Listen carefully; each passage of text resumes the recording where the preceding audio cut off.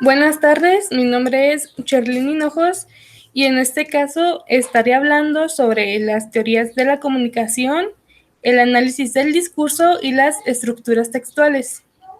En sí, estos temas los relacionaré con una audiencia de juicio oral mercantil que se nos fue proporcionada por el profesor.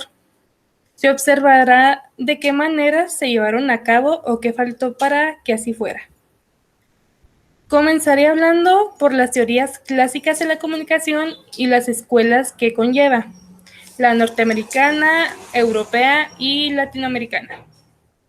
En la escuela norteamericana, Laswell sustentó el paradigma clásico en base a los elementos: quién, el emisor; qué, el mensaje; cómo, el canal; a quién, el receptor; y el efecto, o sea, el efecto producido. Esto lo podemos ver en todo momento y más al inicio de la audiencia. En este caso, la licenciada que hacía el papel de secretaria de la sala da las instrucciones de lo que se debe de hacer. Por ejemplo, al decir que los teléfonos celulares deben permanecer apagados y dando la palabra a quien debe comenzar.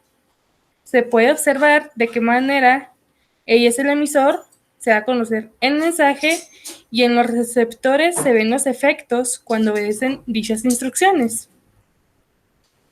En la escuela europea, su teoría se basa en el comportamiento de la comunicación en todo lo vivido, lo que ayuda a comprender las importantes prácticas desarrolladas en la vida diaria y la experiencia del diálogo de la comunicación. Esto se puede observar en el juicio, ya que los abogados y el juez tienen experiencia al desarrollar con el tiempo que llevan impartiendo su carrera, su propio diálogo aprendido en el día a día de su trabajo.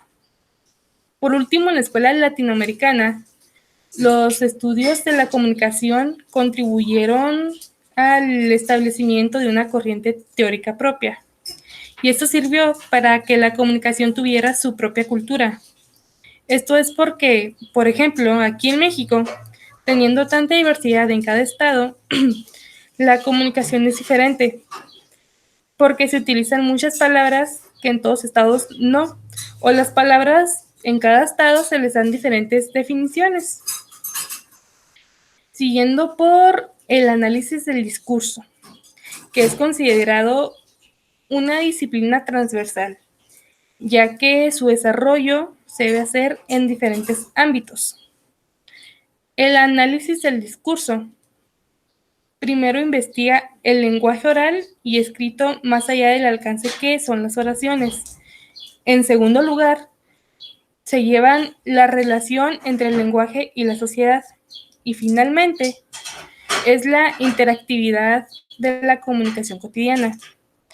Esto es lo que antes de la audiencia los abogados tienen que tener: un discurso por el cual comenzar y convencer al juez de que están en lo correcto, pudiendo ganar así la audiencia. Cuando hablamos, perdón, cuando hablamos de las estructuras textuales, nos referimos a la organización general de la información del texto, en términos de forma y en cuanto a su alineación. La denominada superestructura del texto se refiere a la idea principal que se tendrá del texto, es decir, el tema principal a tratar, y de ahí abarcar subtemas.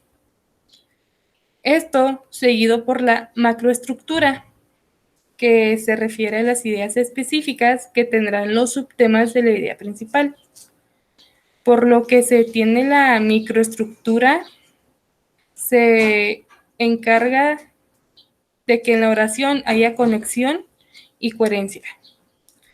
Y para esto es crucial el buen entendimiento y el uso de colectivos y signos sin puntuación, para construirlas de una manera más adecuada. Se necesita crear nexos entre las proposiciones. Para un mejor entendimiento del texto, se vienen utilizando lo que son las macro reglas, que estas sirven para reducir un texto con las ideas principales de este seguimiento en proceso de desarrollo. Las reglas que se aplican al conjunto de proposiciones forman un texto para obtener su macroestructura.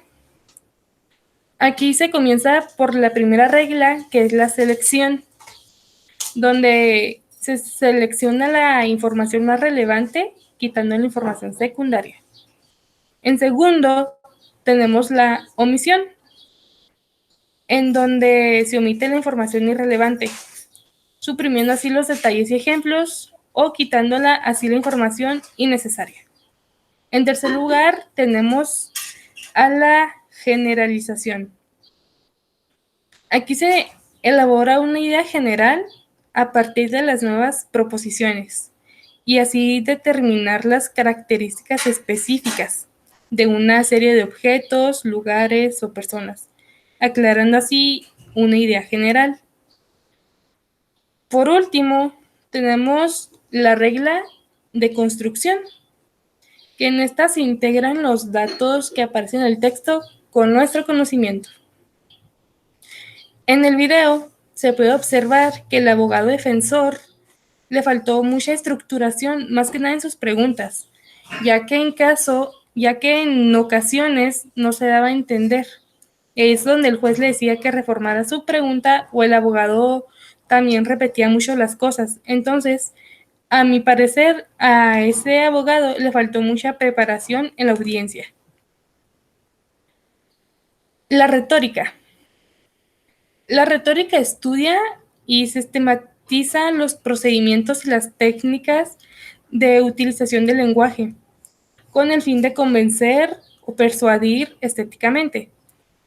Cada situación en la que debemos dar siempre una respuesta o donde lo que prevalece es lo probable más lo que es necesario, es una situación retórica. De aquí nace también la deliberación, que es donde propone la existencia de 5 partes que componen este procedimiento para las decisiones prácticas. La primera parte es la invención. Esto trata sobre crear el modo de cómo encontrar lo que debemos decir o hacer, buscando así pruebas o argumentos. En segunda parte se tiene la disposición. Trata sobre el orden que llevan las partes, organizando los argumentos que lleva el texto. Por tercera parte se tiene el estilo. El estilo es la manera en la que algo es expresado, el resultado de aspectos tales como la elección de las palabras, el tono del discurso o las decisiones sintácticas. La cuarta parte viene siendo la memoria, para así aplicar la retórica de una forma oral ante el público. Y la quinta y última parte viene siendo la actio, también conocida como la acción. Se refiere a los gestos, a la manera de vestir, al tono de voz que utilizamos y hasta en la escenografía que estamos usando. Por último, hablaré sobre en cómo las palabras pueden transformar al mundo, comenzando por decir que las palabras tienen un gran poder y debemos aprender a usarlas, ya que estas son un apoyo para ayudarnos a tener comunicación con otros individuos, o cuando se da el mal uso de la palabra, muchas veces se llega a distorsionar el significado y dar un malentendido. Esto puede llegar a suceder cuando el oyente desconoce el significado de la palabra o tiene una definición diferente a los demás. También debemos aprender a usar las palabras, saber cuándo y dónde utilizar los diferentes tipos de lenguaje. Por ejemplo, un abogado va a utilizar diferentes lenguajes al hablar con otro abogado que con un cliente o con una persona que no tenga conocimientos del lenguaje jurídico, ya que pueda que el cliente no entienda muchas de las palabras dichas por el abogado. Es aquí donde, como dije anteriormente, Debemos de saber cuándo y dónde utilizar los diferentes tipos de lenguaje. Al analizar un discurso antes de hablar, esto nos puede ayudar a saber si se le da la interpretación que queremos, ya que los discursos llevan como finalidad convencer a los receptores de lo que nosotros estamos hablando. Y aparte de escoger bien las palabras, lo que se tiene que hacer para convencerlos es tener seguridad en uno como persona, que ellos vean que estamos seguros de lo que decimos y hacemos. Esto fue lo que le faltó al abogado al momento de hablar, seguridad, porque al hablar con seguridad, aunque lo que estemos diciendo no sea verdad o no tenga idea de lo que esté hablando porque se lo sacó de la manga al último momento, se le cree porque se ve seguro de sí mismo. Si la otra persona, por ejemplo, sabe realmente el tema, puede llegar a pensar, si yo no tuviera conocimiento sobre esto, se lo creería, porque se muestra seguro de sí.